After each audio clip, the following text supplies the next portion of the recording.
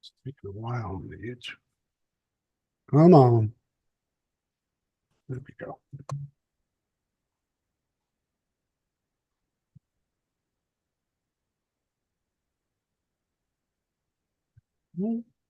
Forward. Hey, hey, welcome to the Hawkeye Hotspot podcast here on hawkfanatic.com. It is Thursday, May the 2nd, a little after 9:15 a.m. Central Time. It's May, Scott. We made it. Did you have a good May Day? I never heard. That's Scott Docterman, the other Yeah, person that you see on YouTube. And also, if you're listening, the other voice is Scott Docterman from The Athletic. I never heard of May Day till I moved here. Is that a Midwest Iowa thing? I never really thought of it either. I guess the only thing I really know, there's a couple things with Mayday, other than, you're crashing into something, Yeah. I guess, is Justin Timberlake, it's going to be May, and coming up is Star Wars Day. May the 4th be with you. And then Yep. and then the Catholic and Misa immediately responds and also with you. But so, anyway, it's, I guess it's going to be May, as Timberlake There's says. a lot going on in May. Fortunately for us, it's a bit of a slower time. There's never a slow time, but it slows down a little bit. The big happenings in Hawkeye athletics, a lot of recruiting happens in May, all sports. So that will be quite a bit of the news. And we'll get to the portal as well, which closed April 30th on Tuesday was the last day of the portal. We'll get some NFL draft talk in here. We'll talk about the release of the Big Ten men's basketball schedule for Big Ten games. The twice plays and one plays, not a lot of two plays anymore. And then we'll touch on baseball a little bit at the end. Brody Brecht is cooking. Unfortunately, the rest of the Hawkeyes are not cooking and find themselves kind of painted in a corner here. But we'll get to all that. But we first want to start with, I would call it news from yesterday. Brad Heinrich, the CEO. Is that his title? We'll give him the CEO title. Yeah. Yeah, the czar of yes, the swarm. Grand Poobah. Yeah. What was it on the Flintstones? The Royal Moose Lodge, or what Yeah. was the Water Buffaloes? Water buffaloes, yes. Oh, Flintstone references. Now you know how old we are when we're referencing the Flintstones. Brontosaurus Burger. Yeah. But he was on KCJJ yesterday, the flagship podcast here on the Hawk Fanatic feed. Please subscribe and like. Just to give an update, it's 2-year anniversary, Scott, of the Swarm forming. We were there at the Courtyard Marriott across from Kinnick Stadium 2 years ago when they had the press conference, and Kirk Ferentz and Lisa Bluter and Fran McCaffrey and student athletes. I remember interviewing student athletes at that, and just the excitement of what it was going to be. Well, Brad's interview yesterday was less than exciting in terms of where things stand in his mind with the collective. And I'll read a little bit from Pat Hardy's story. You can find the whole thing on hawkfanatic.com, and he will give you the numbers. I'm going to give you some here, but much more in depth there. Brad had estimated that by now the Swarm membership would be 10,000, Scott. It is currently 2,900 after 2 years, with only 400 of those being football season ticket holders. 400 of those being season ticket holders. And quoting Brad, quote, "It's far too low. If we're going to be competitive, excuse me, we need to have over 10,000 Swarm members for sure. As for only having 400 football season ticket holders in the Swarm collective," Heinrich said, "that's embarrassingly low. If you can afford season tickets, you're going to spend thousands of dollars on those tickets. What I want is every season ticket holder to give 100 per seat to the Swarm. If we got that, we're cooking with gas." Thoughts, Scott? Wow. Brad has always been very aggressive for the Swarm, as he should be, because he's been a successful story as an actuary. He's runs businesses, he makes millions, he's donated millions to the Swarm. Unfortunately, from what I can gather, is he's one of the very few that actually do donate big money to the swarm. And what I've seen a lot of is a lot of complaining about NIL and a lot of complaining that, we need to get this, we need to get this, and a lot of donating to the swarm. And the rules are the rules now. They will change, and they may change very quickly. In fact, I think once the House case is settled, and explain that a little bit. Okay. Give people a little bit of background on that. You don't have to go too deep, but just give a little background Sure. on where we are. That story came out this week. Yeah, what's happening is there is a settlement that's going to happen eventually here regarding this. This is a lawsuit that would bankrupt, and is part of the reason why that there's a lot of discussion about the Super League and everything like that. But this lawsuit, what it does is it compensates. It's class action. It compensates all the athletes before NIL became part of the law that said, we were restricted from earning. And it's the seeking right around $5 billion. And that would come directly from the NCAA and its members, who happen to be the colleges. Now, so we expect that to be settled. I doubt it's for $5 billion, but it will be settled.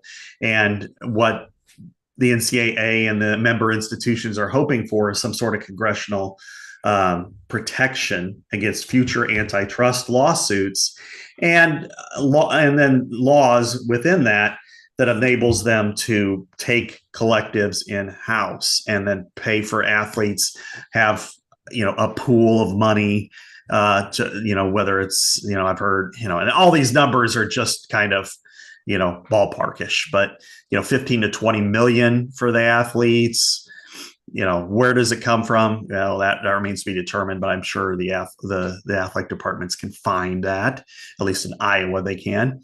And they're getting pretty good TV contracts. Yeah, they're getting a little money coming in for that.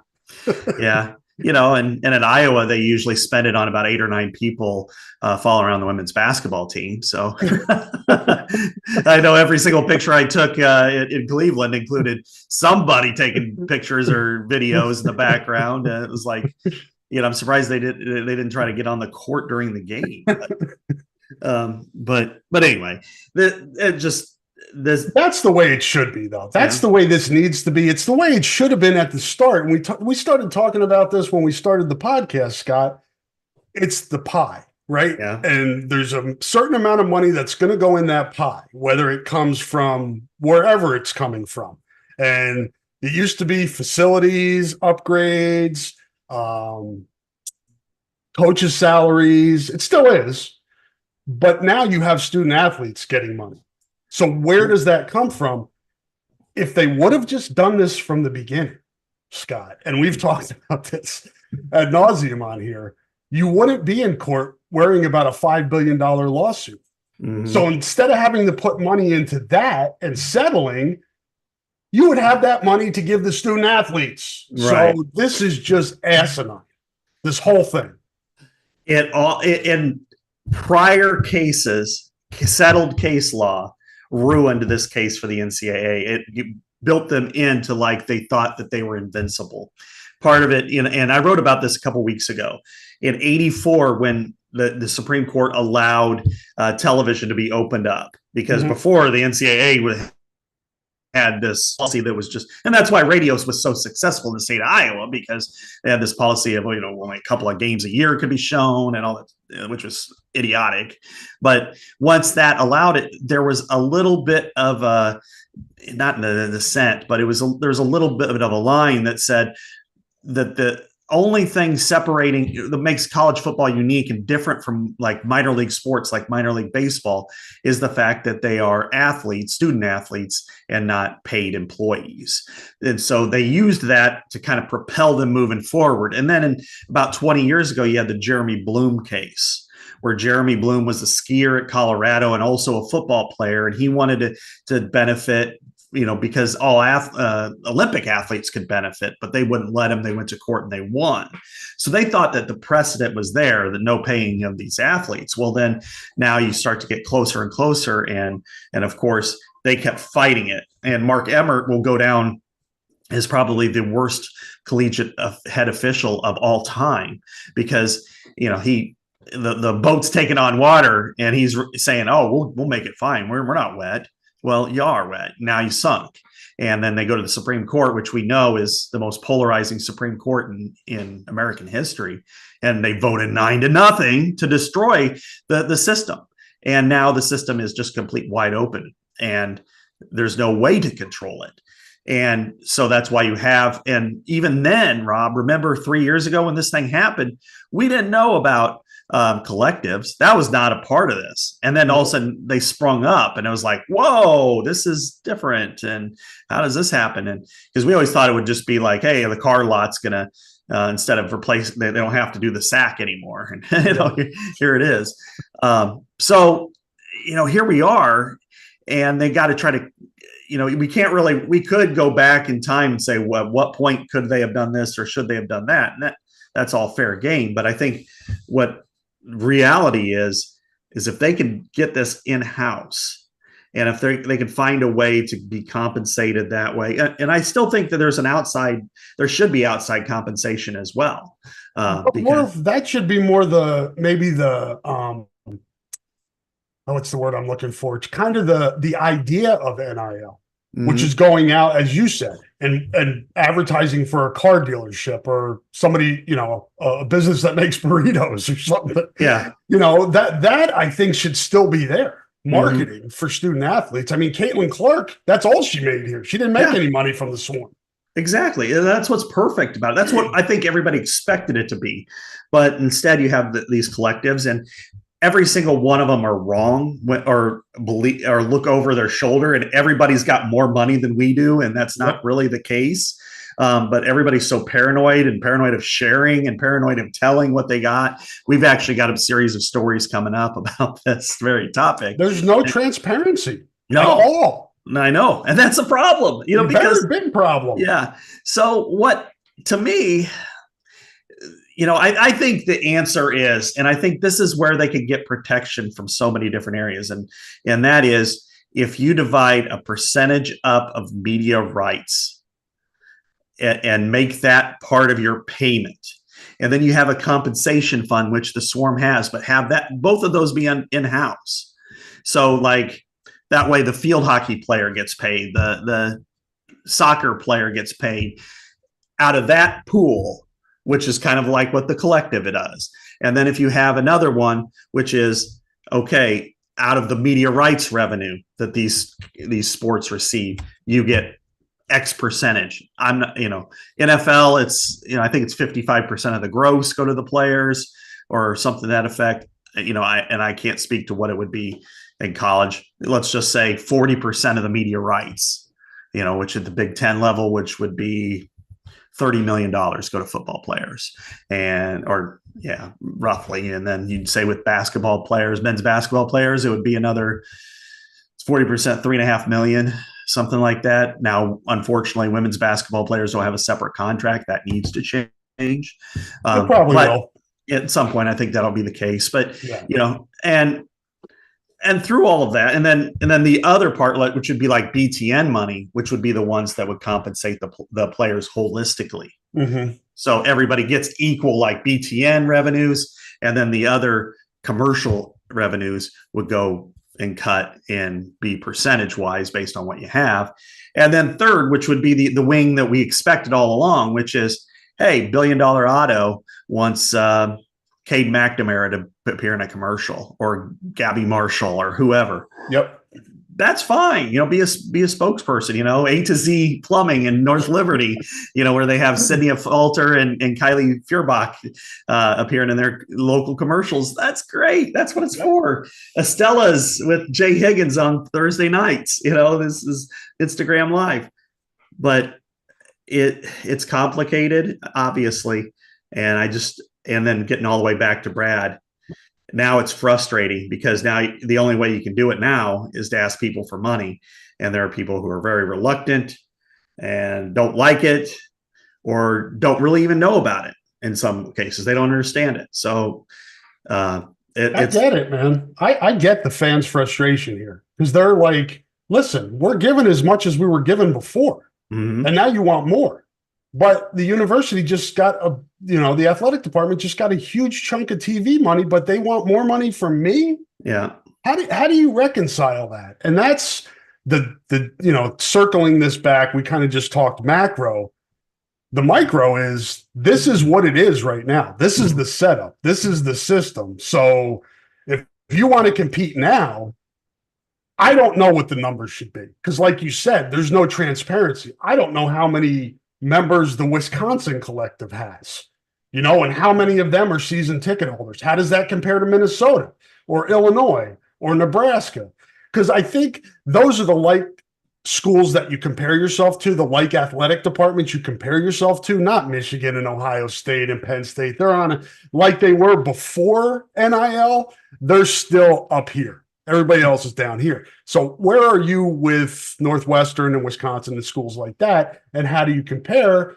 There's no way of knowing, right? Because there's no transparency. So you have to do the best you can and then go out and compete. And you'll know with results on the field whether you did enough to get enough players. Because the other teams, if they did better, they're going to kick your ass. Right. And as we know, and the way Iowa plays football, let's say, as we know, one play can determine the outcome of a game. If it's 3rd and 4 at the 40-yard line in a close game, tie game, 3-point game in the fourth quarter, that catch to move the chains or that holding call or that pass breakup determines the outcome of those games, which determines the outcome of seasons.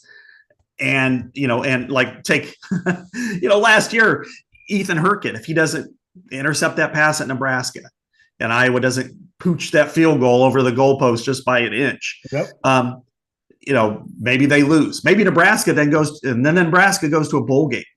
And the trajectory of both programs, even though Iowa was already the division champ, but it's a different world when you're a 9-win team versus a 10-win team. And then same thing with Nebraska. Finally, you get to a bowl game. You have all those practices and all that, so the trajectory and it boils down to one player. And that's the difference between, hey, I offered you 50,000, they offered you 75. Well, I'm going 75. But the problem is you're putting all this onus on the fans to make up the difference.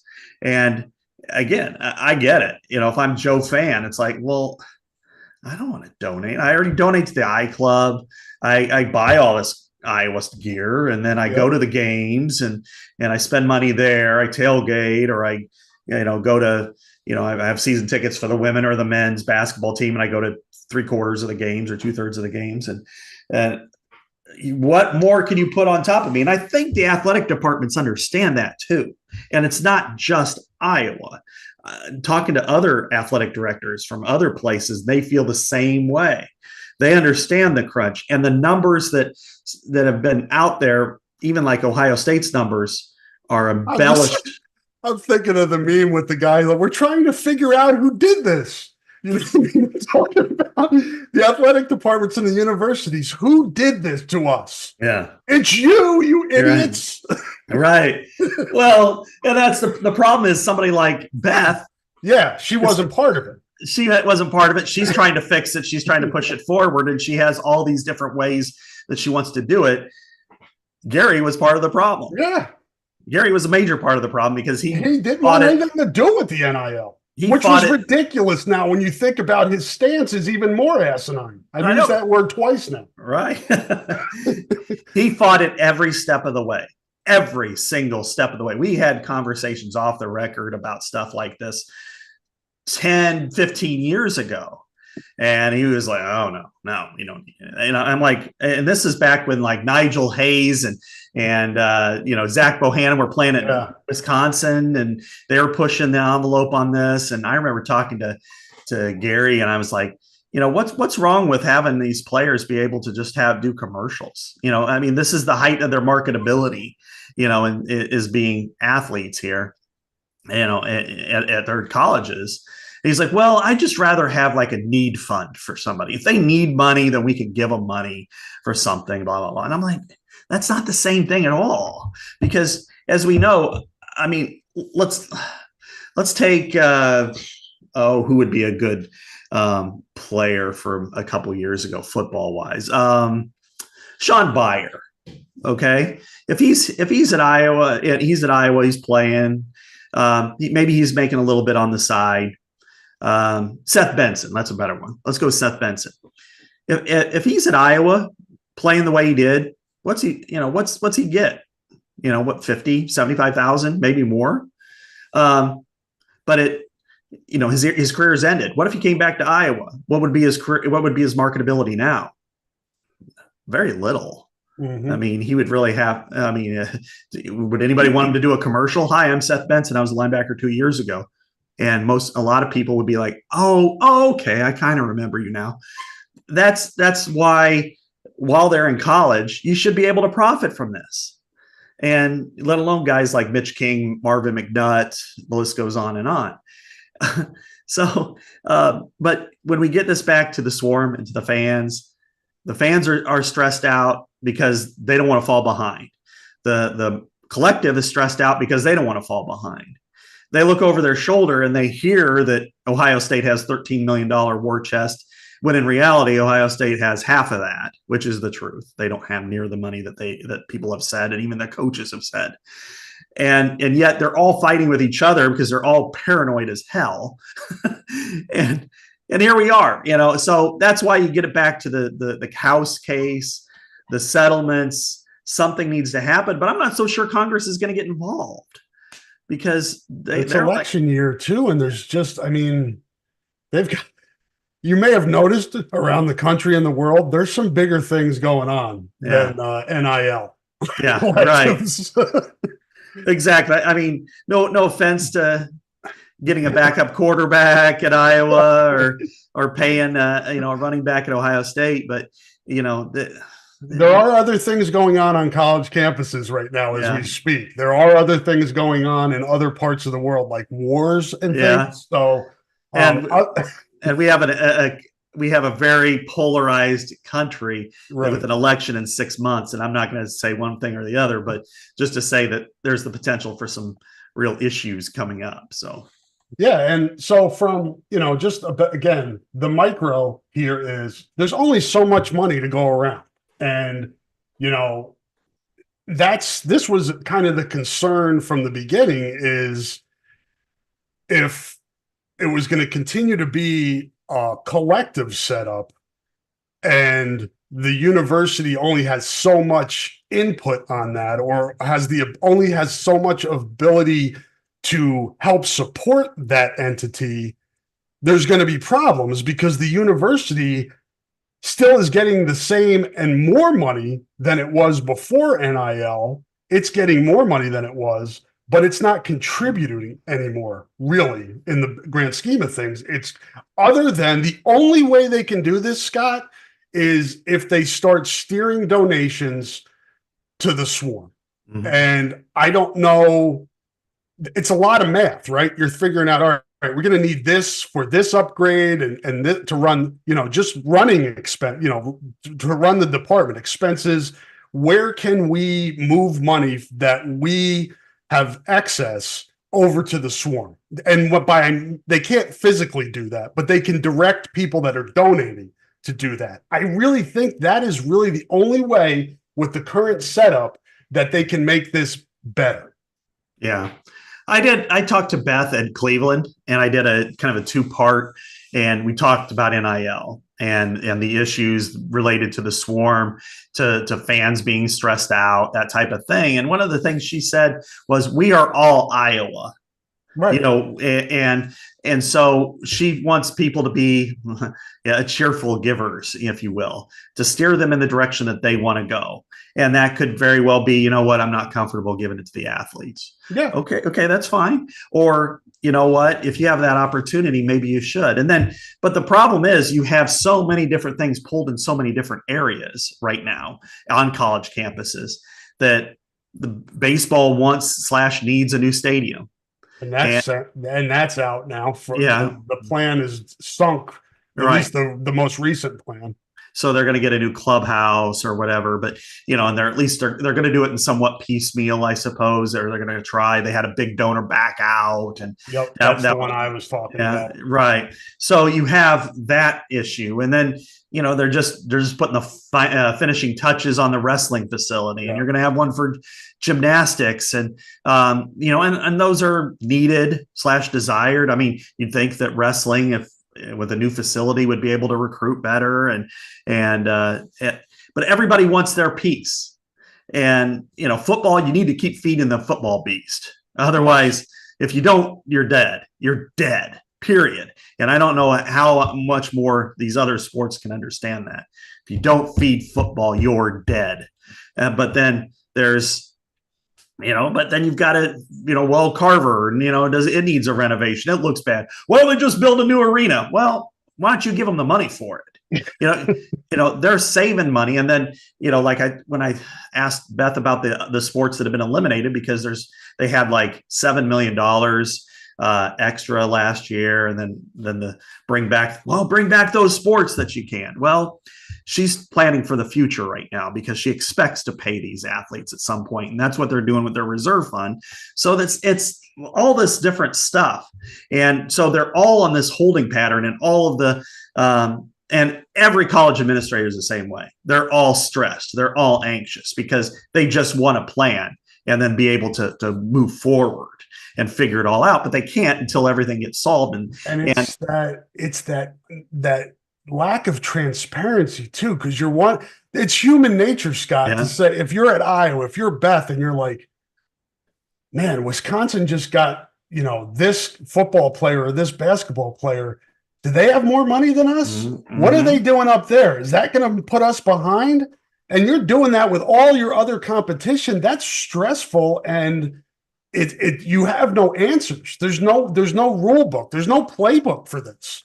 Yeah, I know. And fans are the same way. It's like, hey, a wide receiver, comes by, visits here, but then ends up at Fresno State. And you're like, well, do they have more money than we do? And ultimately, look at the Caden Proctor thing. Yeah. How nuts that was. Right. Where, okay, we're behind in the swarm, but we got a chance to get this guy. So everybody donate money. And then it happened, right? Yeah. People donated money and they got him here. And then he leaves, and the narrative is he ripped the fans off. Yeah. Well, he didn't rip the fans off, but there are people that still think that. Now that hurts the swarm. Right. I'm not giving my money to the swarm because Proctor ripped us off. Yeah. And it's a horrible, this system sucks. Yeah. And what he did was he ripped off one business. Right. Who a legacy business that had supported Iowa for generations, that paid him. And they should be pissed. Yeah. And they are pissed, but they're not gonna withhold their stuff. But right. The problem is, and I had fans and friends who've, gotten a hold of me and asked me about it. It's like, well, can we get our money back?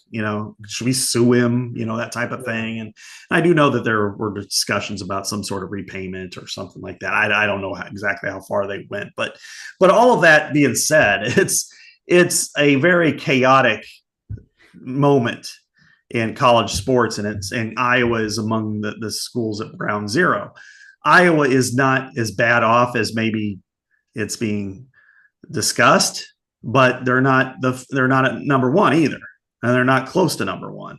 And so you have that fear factor that you're always going to be outspent for a player. It's not that the merit is the reason. I would imagine that'd be the case with the wide receiver. Sharp, I think it was his name. Raylan Sharp from Missouri State. Right. You go to catch passes, and Iowa hasn't proven that. That's fair.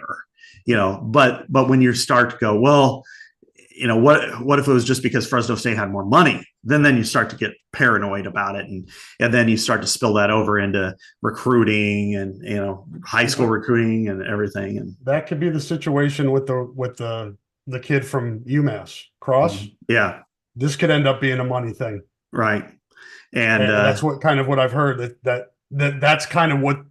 Because, he's done, right? Visiting. Maybe he's going to TCU now because they're getting involved because, again, money. But, but you don't know what all the reasons are, right, Scott? It's right. Like, okay, we lost this receiver, just Raylan Sharp to Fresno State. How the hell does he go to Fresno State over Iowa? This is hypothetical. Well, was it money? Well, it may have been money, but it may have been what Scott said. Iowa can't throw the football or hasn't shown it can throw the football. So you're dealing with different factors, but then everybody clings to that money because Yeah. everybody money is so important. The reason we lost this guy or girl was Yeah. because of money. Yeah. But that may not be the case. There are more things than just money, but it just complicates everything so much. Right. And now that it's above board, it's changed the tenor, but it's the same argument Right. because before Iowa would lose a football player from the St. Louis area to Illinois. Oh, it's because they're paying him under the table, which, with Illinois' past, you never know, Yeah.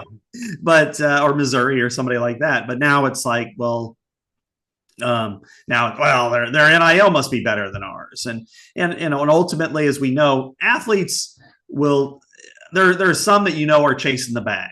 Some that are superficial and some that aren't. Yeah. And it's like life. Right. It's not everybody fits in the same mold.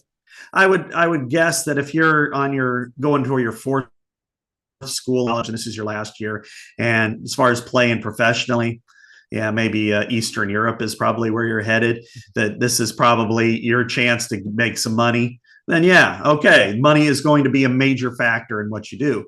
But not all athletes are that shallow. A lot of them like their relationships. They like how they fit. They like the people that are involved, the coach. They want to maybe they actually like the degree they might get. There's a lot more to it, and we don't give athletes enough credit for that. Jay Higgins could have probably gotten more money than he got here. Yeah. Oh yeah. So, I mean, that's the perfect example right there. And now, granted, he's been here 5 years, so it's a little bit different. He's about as entrenched can get in a college football program, but there are guys that do take less money for the situation. Mm-hmm. No question. Quarterbacks do. Quarterbacks are the ones that are, and I wrote about this a couple of weeks ago for The Athletic that, even the NFL draft has been impacted by this. Yeah. And Iowa and Ohio State, to me, are the two test cases because they had such a haul bringing back their own guys. And like Ohio State would have had, 5 more draft picks, easy. Iowa would have had 3 or 4 more draft picks, easy. Had all those 6th year and extra year guys, decided to go instead of stay. And the NFL draft, there were only 54 underclassmen this year, which is down, like 75 from only a couple of years ago because they're staying. And you know what? That's the best part about this. I love retention. The retention is awesome. You think about it, Rob, how much better off are those athletes going to be if they can make the same, if they're a late round draft pick in a bonus that in the 6th or 7th round that they can as NIL on campus and accidentally maybe graduate college. That still is an important part of our society. And not only that, then develop. Let's take a current guy, Jamari Harris. I knew you were going there. Yeah, I knew that's the guy you were going to. Yeah. He's a guy that I think, he's a guy to me where if he would have came out, he probably wouldn't have been drafted.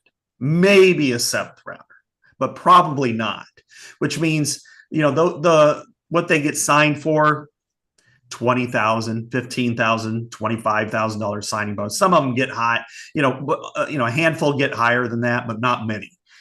So for $15,000, he could go to a training camp where he's the 8th cornerback. He's not going to get much of a look. Maybe he breaks up a pass in a preseason game, and maybe, just maybe, gets lucky enough to end up on a practice team. Or he can come back for Iowa, I don't know what he makes as far as, I'm sure he makes something NIL wise, gets trained by the best defensive back coach in the country, regardless of the level, and goes from being pretty good potential to 2nd team, 1st team all Big Ten, puts himself in the position where he goes to the combine instead of not invited. While he's at the combine, he gets noticed, he gets interviews with coaches and GMs, gets liked, and then maybe he's a 4th rounder next year. And then his signing bonus goes up to, I don't know, $250,000. And then as a 4th rounder, they give you the benefit of the doubt. They give you training camp stamps. And he's already a graduate. So he's already got all of this, in the bank. And that to me, he's the poster child for that, because in years past, he'd go, and then get cut, and then his career would be over. But now he puts himself one more year in position to be a much stronger pro, much better college player, make more money. And, and who knows what the future holds, even in Iowa, for somebody like that, who, if he goes out, like look at Jay Higgins. When Jay Higgins is done with football, he can move back to Iowa and do whatever he wants because everybody loves him. Maybe that's the same way with Jamari Harris. Yep. And there have been plenty of examples, not like the super senior examples, but Bradley Fletcher is one that Michael Ojemudia, guys that had to wait their turn or took a big jump later in their careers and ended up getting drafted in the NFL. And like you said, Jamari Harris is a great example of that. Of somebody that could benefit because of the setup right now from being able to come back rather than just take his shot last year and the odds being a lot lower than they may be after this season. So, And so that's the good thing about NIL and retention and keeping players in school and growing their brands and then becoming, more mature people and then, getting degrees. Yeah. Because we know that football's, you're just passing through time with football. It's not golf where you can play it for the rest of your life. And in most of them, it's a 4 to 5 year window at the most. There's ones that are really good, but then when you're 28 years old and you're a year away from your degree and you're going, what's next? Yeah, you could go back to school. But as we know, going back to school when you're older is harder because you just don't, then you got to replace the money, and it's a hard gig. So I think this is helpful for everybody, but coming back full circle, that's why the swarm is important at this given moment. And that's why I understand the frustration from Brad is that that collectives are also hamstrung because they can't do everything they want. They can't have access to some of this information that they want because there are rules against it. And that's also tough to swallow when you're trying to grow this and you see the importance of it because you don't want to be outbid for one player who could break up that pass on 3rd and 4 and force a punt versus one that, scores a touchdown. And I will close by saying, and I'm sure you probably agree with this, anybody who's blaming Brad or the collective in any of this is really off base because he's a guy who's doing this out of his love for Iowa Hawkeye athletics. He's busting his ass. He's got people helping him out that are doing the same, and they feel like they're at best treading water after 2 years. That's really frustrating. And again, we've spent the last, half hour, 40 minutes trying to explain kind of the dynamic of all of this and how confusing and how many layers and all of that are. But for him, he's trying to help. He's trying to help Iowa athletics, and he's not reaching his goals. And I get that. And the fans that are throwing shit his way are just misguided. Yeah. And, there's also help needs to be done by the coaches themselves. They need to participate in this. They can't resort to hyperbole or trying to pound the fans in the wrong direction. I mean, saying that somebody's going to cost $500,000 when really it's $200,000. It's not helpful. It's not helpful. Or saying that you wanted him and you really didn't, or you were willing to let him walk when the money was there. That's not helpful.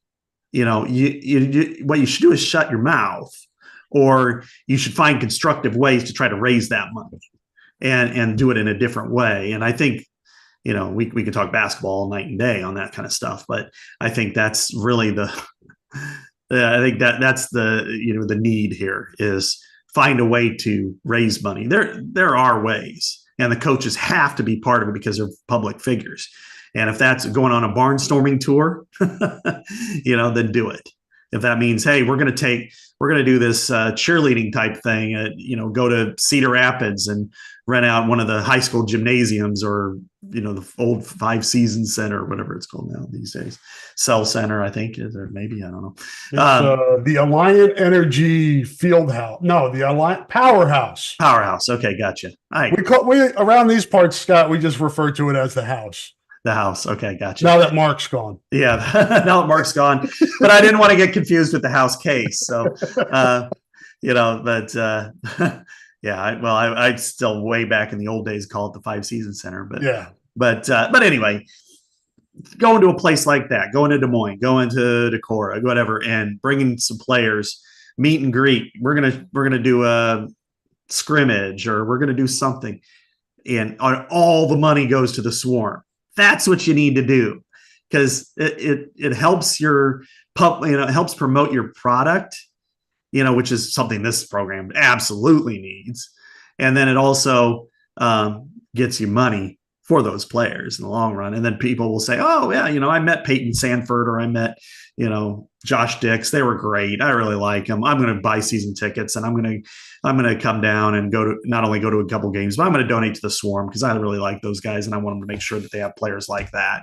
And it's up to Fran to talk in front of them, get on the microphone and say, hey, here's my team. We really like them, and we really like bringing Iowa's best, to represent you, our fans, all that kind of stuff. But you got to do it too. You can't just say, well, we need this money. Yep. If you want more from the fans, you got to give them something. Yeah. I think and it's all hands on deck in this situation. Everybody has to contribute if you want to compete. And yeah, we've had this conversation going on 4 years now, and we'll continue to have it. Just when I think we may do something else in a given podcast, it circles back to NIL. But what we've spent the last 40 minutes on is because it's so complicated and there's so many layers to it, that I think this conversation is going to continue until they get to that end point of it being under the university athletic department umbrella. But we're not there yet, so we're going to deal with more of this stuff moving forward, and we'll talk about it more here on the podcast. Yeah. Support for the podcast comes from Systems Unlimited, celebrating 50 years of providing services to people living with disabilities and mental health needs throughout East Central Iowa. A list of their services and upcoming events can be found at sui.org. That is sui.org. Thank you to Systems Unlimited for supporting the podcast, and more importantly, the great work it's done in the community for over half a century. Thank you to them. Thank you to the sponsors you're about to hear from now. Scott and I will be back on the other side with some NFL draft, portal, Big Ten hoops schedule talk right after this.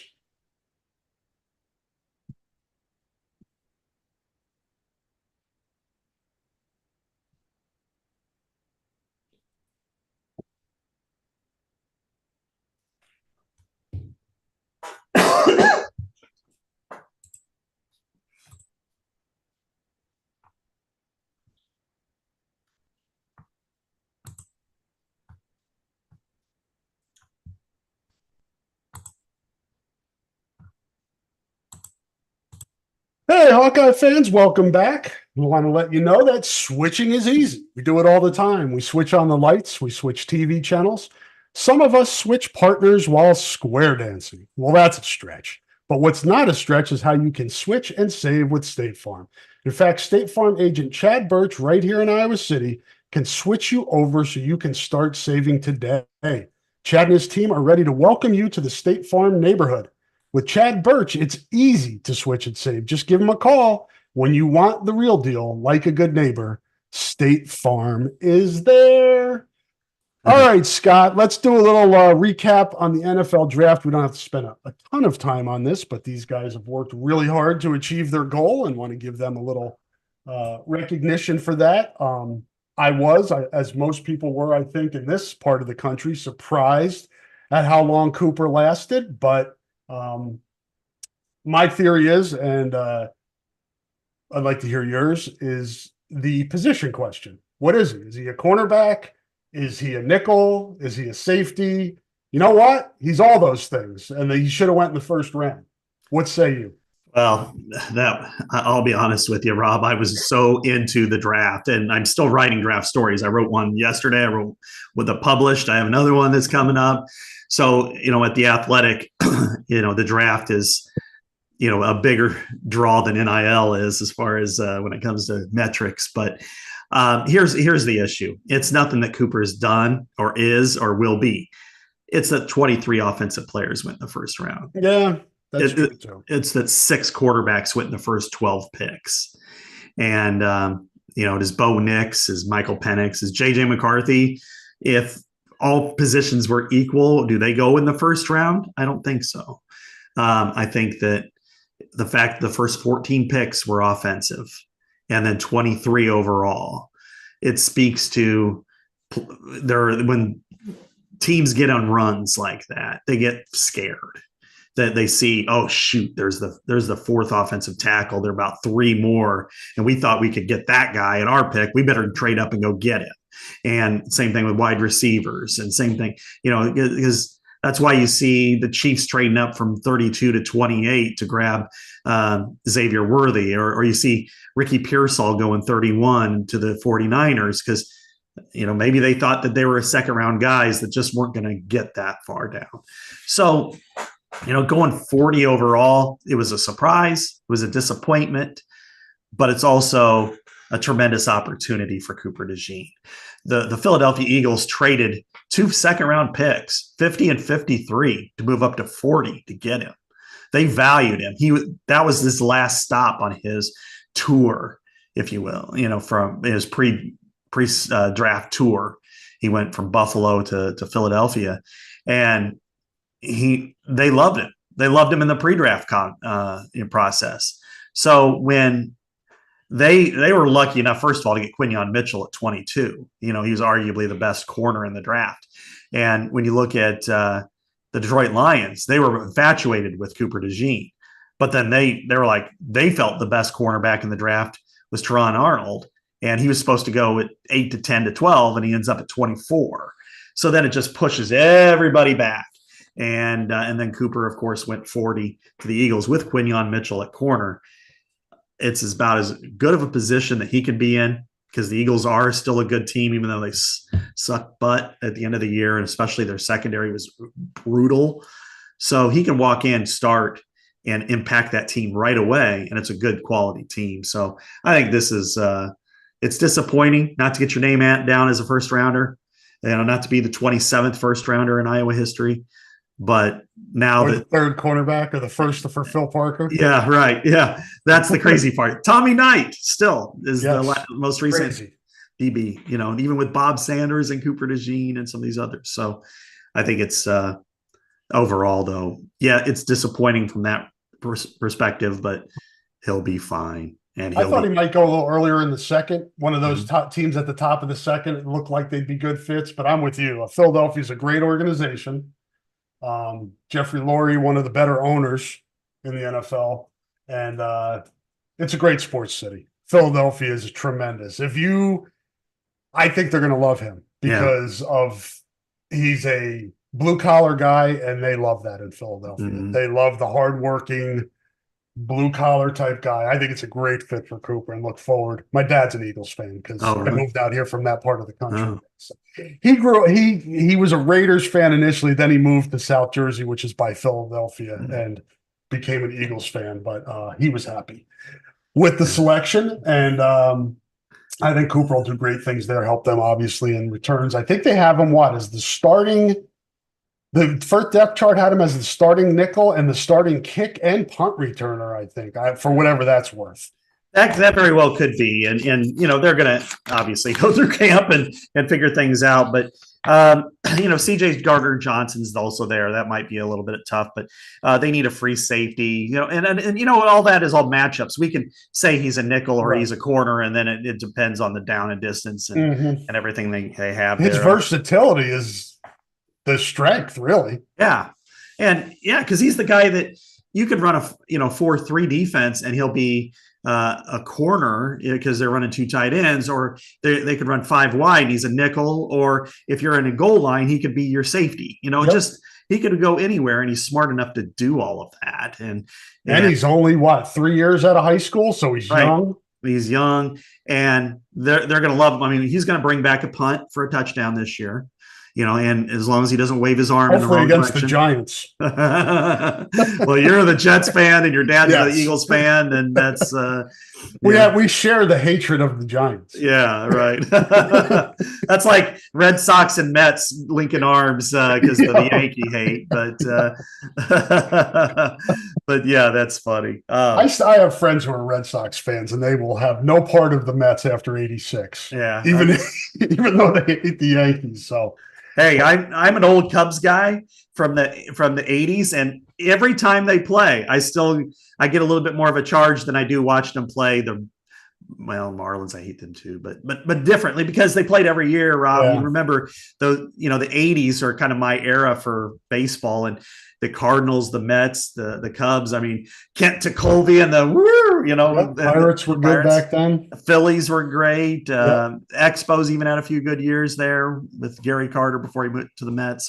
So I still have like these rivalries in my brain. So yeah, I mean, I could see that totally with the Eagles and the Giants and yeah, hardworking guy. As long as he plays hard, then they'll love him. Otherwise, and I don't think that'll be an issue for him. No, I mean, I'd be worried if you did. They did throw snowballs at Santa Claus, so you want to be careful. You want to tread lightly with that fan base. That is by far every single parent that I've ever talked to that watched their kid play against the Eagles have said that is the absolute worst place to go. No question. I've attended my fair share at the old vet. Yeah, the 700 Club. Yeah, I went to a Giants Eagles Monday night game. A lot of stories from that one. I'll tell you some other time when we have more time. Beyond that, Eric All, Torrey Taylor, Logan Lee all heard their names called in the draft. And then we have free agent signings was Joe Evans, Steve Stylianos. Who am I missing? Noah Shannon. I'm sorry, I shouldn't have missed that one. And then Rusty Fett signed a training. Oh, he gets a tryout. Yeah. Tryout with the Bengals. Mm-hmm. Correct. Yeah. Is that it? We got them all now? Yeah. I've been waiting anything on Nico, right? Yeah. That's the one that I've been hoping that he gets at least a tryout or something, but he may not, may have to go a different route. He's got the scarlet letter. Yeah. Playing in the Iowa offense. Right. Unfortunately. Player. Yeah, whenever you look at why Charlie Jones left, just look at Nico Ragaini right now. But you may have noticed Tyrone Tracy was also drafted. Yeah, he was. He's a 4th round draft pick. Yes. He and Swiss Army knife. Yeah. We'll just see if Keegan Johnson makes it there in a few years. Out of the bunch, let's start with Torrey. Because he's going to the Bears, but that's a great fit for him for a lot of reasons. I mean, the Bears, where they're 31st in net punting. They're 25th in yards per punt, and they owed next to nothing in dead money to their punters, who they cut yesterday, by the way. So they already knew where it was going. If the writing wasn't already on the wall, guys, guess what? Yeah, time to go somewhere else. But we don't need to rehash what Torrey did at Iowa, but he's kind of like Cooper in Philly. He's going to be that way in Chicago when he performs, because he is an energetic, fun guy that everybody will like to get to know. He's done it in all kinds of weather. So going to Chicago is like going to Iowa, the wind, all kinds of crazy stuff, weather, snow, rain, whatever. He's going to be fine in that. They're going to build a dome though, aren't they? We hope. There's a lot of hurdles left on that. Until then, he has to kick in the elements. And Soldier Field in Chicago, or he'll have to go to Lambeau anyway, and places like that. But great fit. Seriously, it is one of the better. It's one of the teams that needed a punter, and he provides that. And some people are like a little bit like 4th round. I'm like, Torrey's a weapon, and if he punts the way at Chicago they did it at Iowa, and he protects your offense and your defense. Because now that they've got, the best quarterback they've ever had, I hate to say that, but it's true. And they got Roma Dunze to go along with a couple other great wide receivers, that it's 3rd and 10 at your own 24. You could say, you know what, let's still throw it. Let's not just check it down and punt, because you got somebody who protects your offense. And then likewise protects your defense, as we know, because boom, out at the 9-yard line. And then they're going, damn, they got to go 91 yards against a defense that played pretty well late last year. So I think overall, this is a great fit for him. He'll be better rested too. He's not going to have to punt as much. And Caleb Williams said he doesn't plan on punting much at all. So he should have a fresh leg. Yeah, we'll see. Hopefully he's holding more than he's punting. Yeah, that would be good for the Bears. Yeah. Eric All, that's interesting. I think he went a little earlier than I expected him to go because of the injury, if nothing else. And they drafted another tight end in the 6th round, Tanner McLaughlin, who's a pretty good player. Mm-hmm. He's running sprints now. I don't know if that means he'll be ready for training camp. He will be. If he is, then that's great. If not, they can kind of take him slowly. But, he is a tremendous athlete. I mean, he reminds me a lot of Noah Fant in that regard. I mean, just an athlete that can play that position. And I think if you give him maybe a year or two, he's behind Mike Gesicki now, but if you give him a year or two, he might be able to be a starter or a really good player. And you might say, 4th round, that's a steal. You got another Iowa tight end and he's kicking ass. And then Logan Lee, perfect position for him. I really like all these spots for these guys because, he's kind of that tweener in that is he in a 4-3? Is he a defensive tackle? Well, he's a little bit upright for that. And but now that he's in a 3-4, he can play over the guard. He can play over the tackle. He's played a 2-gap scheme at Iowa, so that's kind of what they play to some extent there, so they can free up their edge rushers like TJ Watt. And so he's capable of doing that and doing it well. And then of the free agents, Joe Evans, tested off the charts. The Ravens are a good spot for free agents because John Harbaugh he usually keeps one free agent about every year, just as a special teams kind of guy. And Christian Welch. Yeah. Kept Kirsten Welch. He's kept a lot of guys like that over and over again that just bust their ass on special teams and do all these things. We know Joe Evans is going to do that. And they have 2 to 3 other really good pass rushers. He could be number 4. Sub package guy, and he's an outside linebacker, which fits him. He's probably a better suited anyway. He probably would have had better numbers if he'd have been in Wisconsin's defense than Iowa's, just because of the 3-4 outside rusher. And then, the one that makes me the happiest of all is Noah Shannon. And going to the Raiders, he's got a chance to be maybe their number 3 D tackle. I talked to his agent yesterday for a little while about him, and they were on him the whole time. They loved him. They thought through the process, they got to know him. They got to know the case. They understood everything. They watched him on film and they're like, wow, he did that. Yeah. And he did that with a torn labrum and needed shoulder reconstruction after the season. And he was still kicking ass and fighting through that whole year. They think he's got a chance to make that roster. And so obviously we're rooting for Noah because he's one of the 10 best people that we got to know over his career. And then just simply the adversity that he faced and the way he faced it. He could have very easily just screw them, F them, blah, blah, blah, blah, blah. No, he stood up. He's like, I made a mistake. I did this wrong. And here he is. Now he's got his chance with the Raiders, a 4-3 team. So he fits there size wise. I really, really hope for good things from him. I hope he stays healthy. That's the main thing. If he stays healthy, he'll earn a paycheck for the NFL. It might be on a practice team or it might be on the roster. We got people pissed off in the chat room. Ari Gold, again, people not listening, blaming the fans for donating more is asinine. Not donating more. Nobody here, Ari, blame the fans for not donating and calling it asinine. You should listen. Go back and listen to this podcast when we're done, because Ari follows up with, no communication with you guys on the chat. No balls, man. Very sad you two hide from fans when you have an actual opportunity to listen to fans on this platform. Very ignorant not to listen to fans. Here's the situation, Ari. You're in a chat room on YouTube. We're trying to record a podcast here. It's hard for me to communicate with Scott and then also communicate with you in the chat room. So we're not ignoring you. And you did a good job of getting me to acknowledge you. But you did so pointing out that you're not paying attention to what we're saying. So you should do that. Yeah. And we thank you for listening.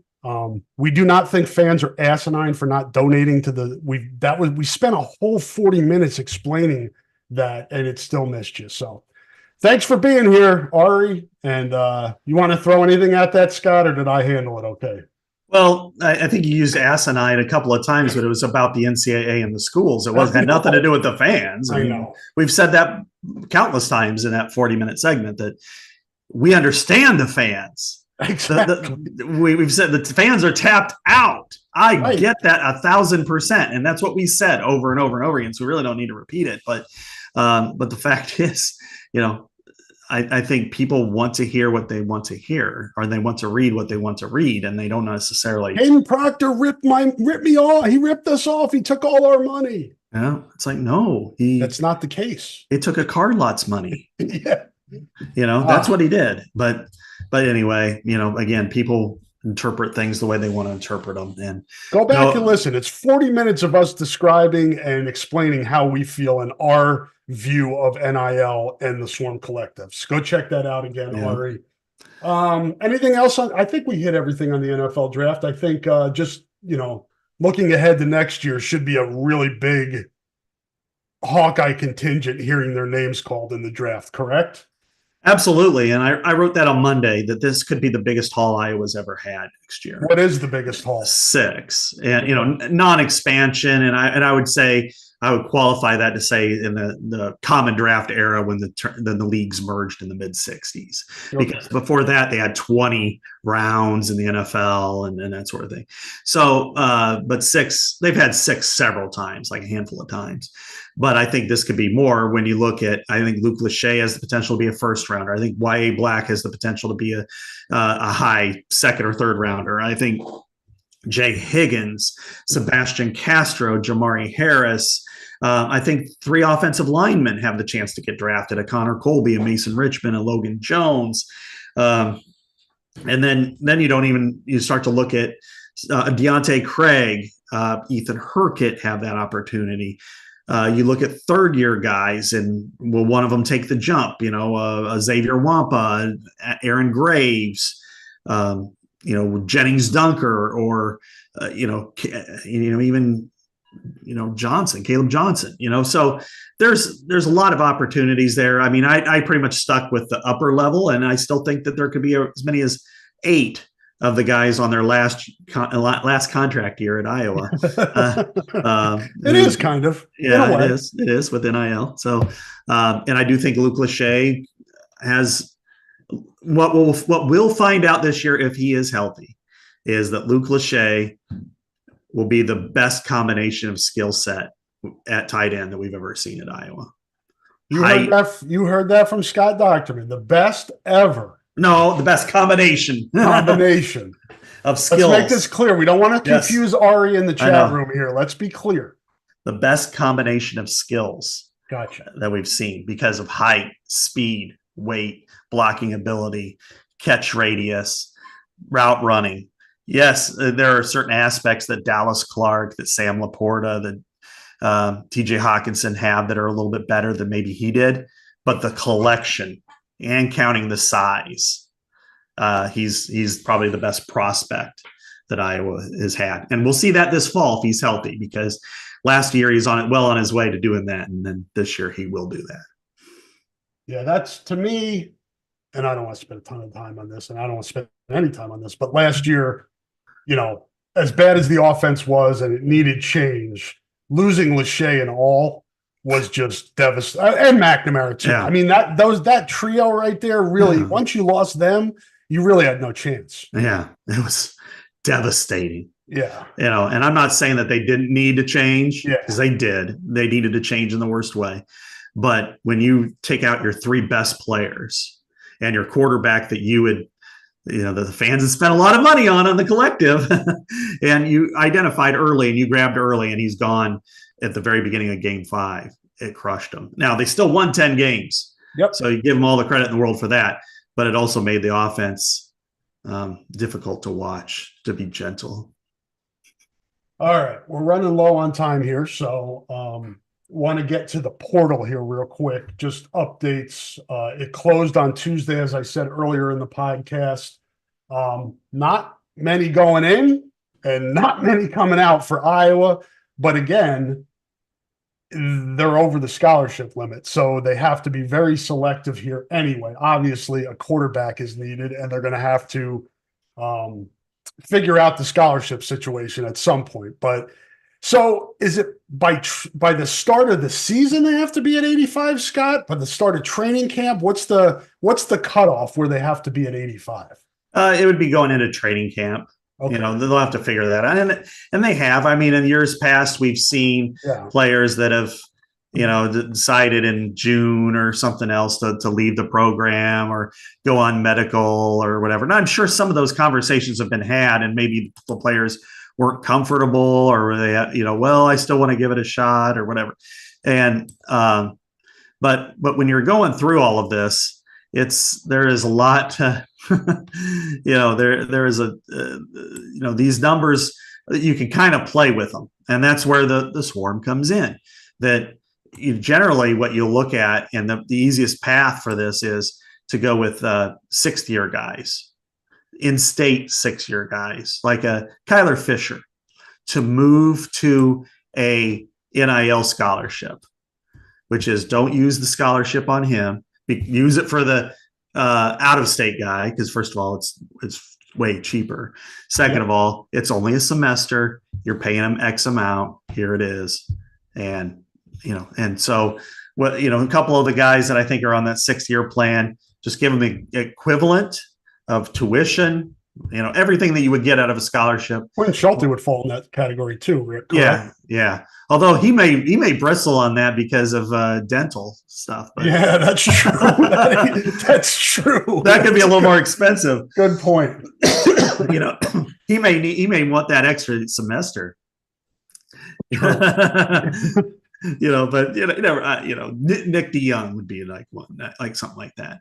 And I still think there'll be a little bit attrition, because the portal doesn't really, I'd have to verify this, Rob, and you may know, but it wouldn't preclude somebody from dropping down a level, to an FCS. Yeah, I think you're right. So if a backup linebacker who's going into year 4 and just is treading water just to dress, won't even make the travel roster, then maybe it's time to take that step downward. And then while you do that, then it frees up somebody. But I expect them, Rob, to still get a backup quarterback, losing Deacon Hill and even Tommy Paholski, that leaves you with 1 on campus right now. That's able to do everything. They're able to do everything. And then 3 going into camp. I mean, you'd like to have 4, I think. I think you have to get another one. I mean, even if it's just, somebody from a lower level that maybe you need some more experience in the room. I think that drop off from Cade to Marco and James is big. I would like to have somebody in there in between. Yeah. Ideally, if I'm Iowa, what I would like is a junior-ish, sophomore junior-ish with at least 2 years left that can step in and be number 2 and compete for number 1 if needed.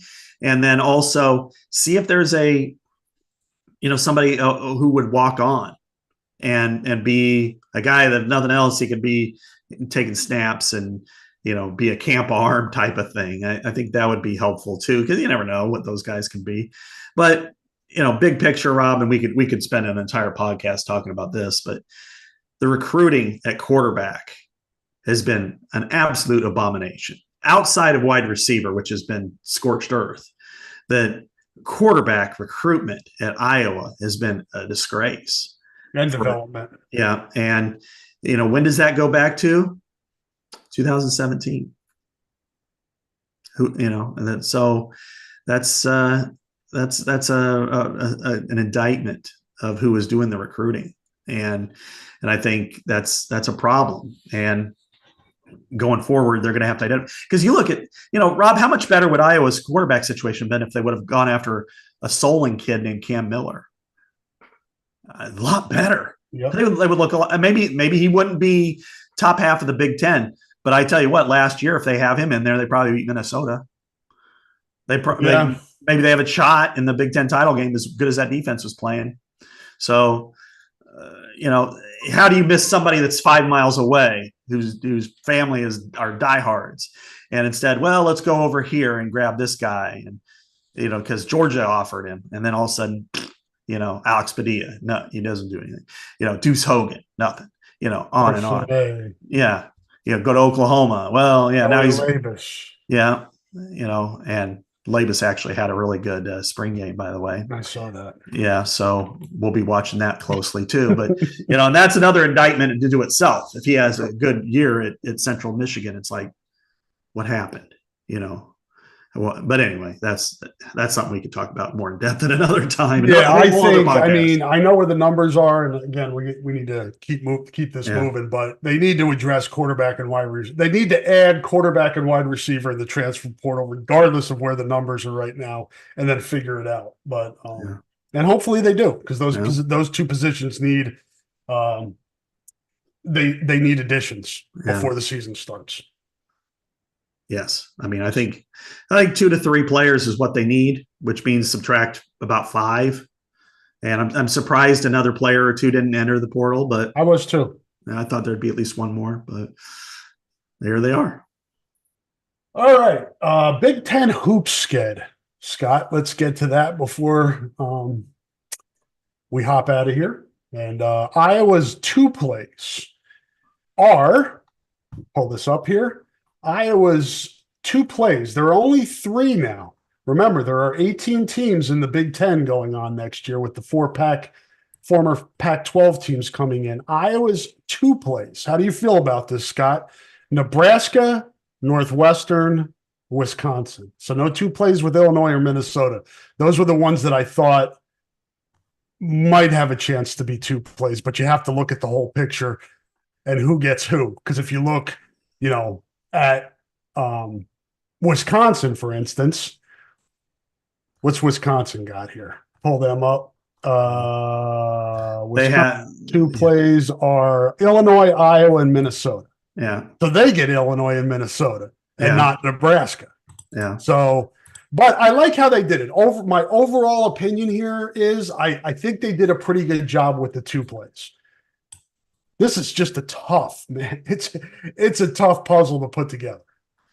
Yeah, it sure is. And I think what you look at is, the one thing that they do differently in basketball than they do in football is the 2 plays. First of all, they're just for 1 year, and then they can rotate off or change them or whatever. But they gave themselves outs with the 2 plays to where they don't have to be directly tied to positioning, recording, or rotation as they have been in the past. It used to be a true rotation. Like when it was an 11-team league, you had 6 double play or 8 double plays and then 2 single plays. So it was, it's kind of rotated as they gone deeper, but they've allowed for geography and rivalries to kind of be part of that. And then there'll be some tweaking in the end. These won't be the same ones next year either. Like the 4 Pac-12 teams, their double plays are all one another. That's good. It helps with travel. It helps with travel. And I think the smart thing for Iowa is, and I'd have to go through the list to see exactly, but I think this is the case, that they actually targeted where the teams either play both Oregon and Washington at home or both Oregon and Washington at home. And it's the opposite with USC and UCLA. Mm-hmm. So what I'm sure they'll do, and I need to talk to them to find out, is if like Iowa plays at USC and UCLA, and they play Oregon and Washington at home. So judged on what they've told me in the past, and I want to check in on this, that you might make it a 1-trip weekend and play Thursday, Sunday, something like that. Thursday, Sunday, Thursday, Saturday, something to that effect, or, Saturday, Monday, something to kind of, you might only have a 1-day turnaround in the middle. Well, that some of your principals have to go, but especially, then I think it's worth it if you're not having to make that trip twice. Right. And so that makes perfect sense to me. And actually, like, Iowa also plays Rutgers and Maryland. Now, I don't know if they'll double up with there, but those have been discussions that they've had about all the sports other than football, is trying to limit the travel, the student athletes being away from their campuses that long, to where, you get needed trips. And And then like let's take like Let let's take me Oregon. let me give you Maryland. Okay. Their two plays are Nebraska, Northwestern, and Ohio State. Mm-hmm. Not geographically friendly at all.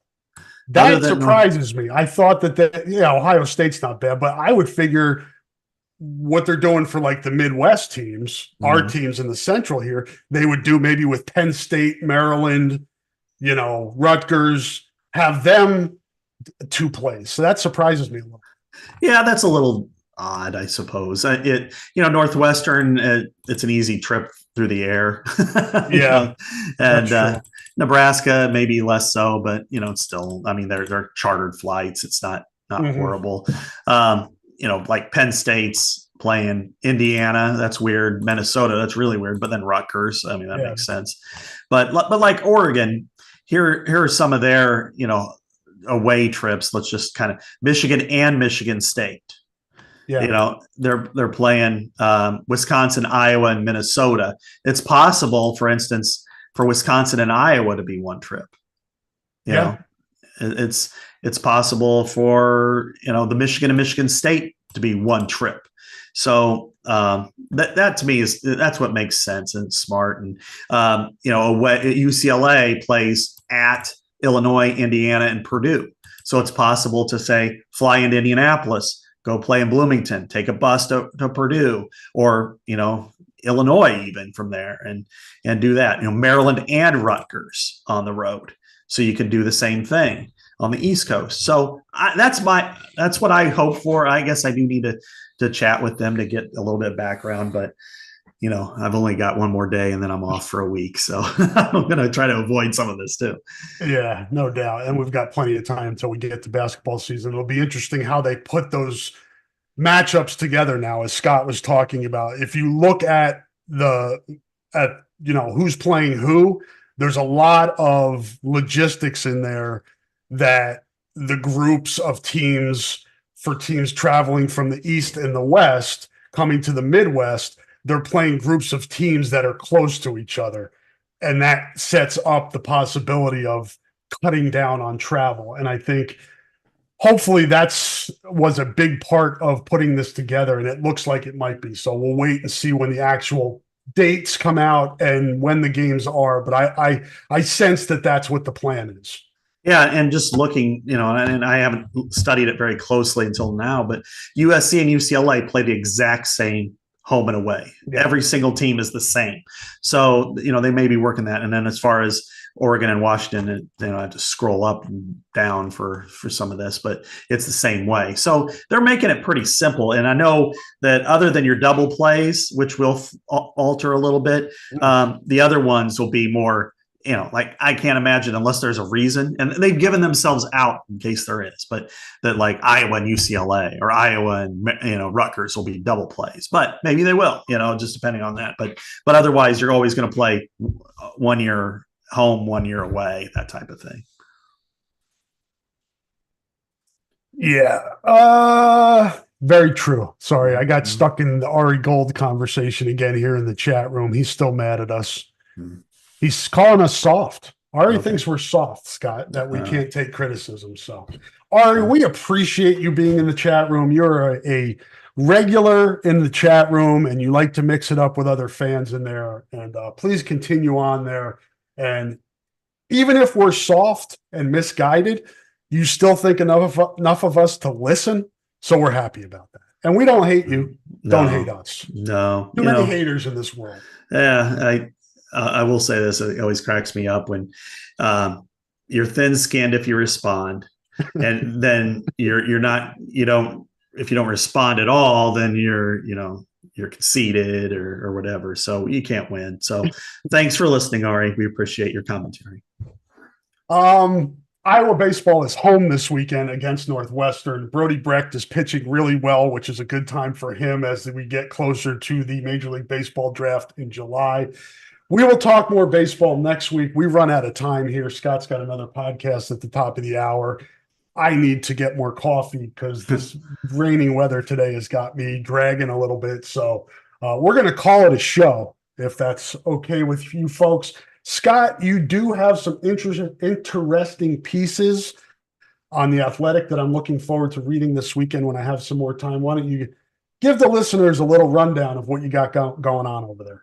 Yeah, Rob, I've got a story today on 10 big topics related to the Big Ten this year. And it's kind of looking back at now we've got everything from the transfer portal numbers and how many ended up in the portal to what the to who the new coaches are, because there's six new head coaches, 9 new offensive coordinators, 9 new defensive coordinators.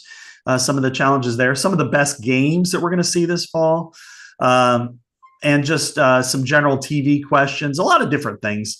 So I addressed 10 topics related to Big Ten football now that we're past the draft and we're kind of past the spring for most schools. So yeah, I would recommend that. And then I've got some more draft stuff. It's been it's always and then earlier this week I did break down a lot of the Iowa draft numbers and how many, not only who went where and how they'll fit in next year, but certain things like, the most picks per team. Philadelphia is now tied for second all time in Iowa history with 17 with Detroit, and then Green Bay's number 1. And part of people might be like, well, why is that? Well, Philadelphia's been around since the 30s. So that's part of it. And the other thing is Chicago has the most scouts at Iowa games and has had them the most 3 years. I keep I keep track of all that. And that finally pays off with their second draft pick since 1990. Yeah, I know it's been quite. Seems like the Packers and the others, Vikings, other franchises in this footprint take Iowa players, but the Bears. Maybe this will be the start of a great relationship. Yeah, exactly. It's instead of being the Detroit Lions all the time, maybe yes, maybe you have the Bear eyes. All right, folks. Subscribe, theathletic.com. Read all of Scott's great stuff there. Please subscribe to this podcast. It helps us out, helps us bring you these free of charge, no Patreon, any of that stuff. We certainly appreciate all of our sponsors for helping us do that. We appreciate you guys for listening. We like the folks in the chat room. Don't listen to any rumors that we don't like people in the chat room, even if they call us soft. So have a great rest of your week. Have a great weekend. And Scott is off next week. We will have a special guest host. I'll cook something up here and we'll have some fun next week. And Scott has earned this week off. So we wish him plenty of fun doing yard work and all that other stuff that we do when we take vacations because we don't have time to do it while we're working. Yeah. Hopefully I won't do the last time I did that is when I had back spasms. Don't do that. So don't do that. I'll stick to mowing and that's it. All right, folks. Thank you for listening. We really appreciate it. And we'll be